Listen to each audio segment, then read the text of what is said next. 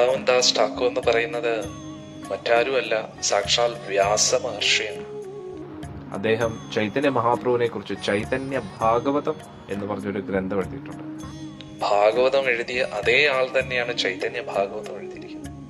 ഭഗവാന്റെ ആദ്യ കാലഘട്ടത്തിലുള്ള ലീലകളൊക്കെ വളരെ വിശദമായിട്ട് ചൈതന്യ ഭാഗവതത്തിൽ വിശദീകരിച്ച് നൽകുന്നുണ്ട്.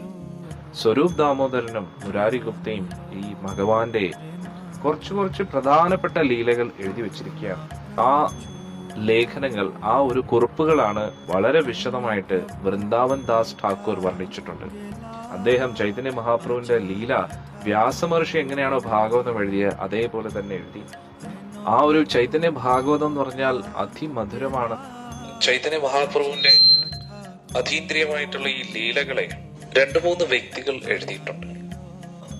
മുരാരി ഗുപ്ത എഴുതിയ ഗ്രന്ഥമാണ് ചൈതന്യ ചരിത. ലോചൻ ദാസ് ഠാക്കൂർ എഴുതിയതാണ് ചൈതന്യ മംഗൾ. വൃന്ദാവൻ ദാസ് ഠാക്കൂർജി എഴുതിയതാണ് ചൈതന്യ ഭാഗവത്. ഇത് കൂടാതെ 4ാമത് വരുന്ന ചൈതന്യ മഹാപ്രഭുവിന്റെ ഗ്രന്ഥമാണ് ചൈതന്യ ചരിതാമൃതം.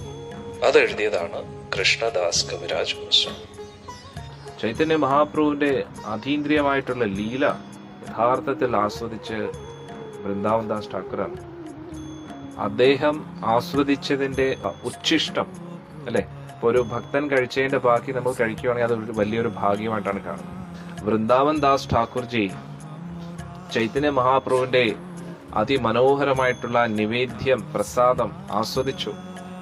അതിന്റെ അവശിഷ്ടം, ഉച്ഛിഷ്ടം കുറച്ച് ഞാൻ ആസ്വദിക്കാൻ ശ്രമിക്കുകയാണ് എന്ന് കൃഷ്ണദാസ് കവിരാജ് ഗോസ്വാമി പറയുന്നു.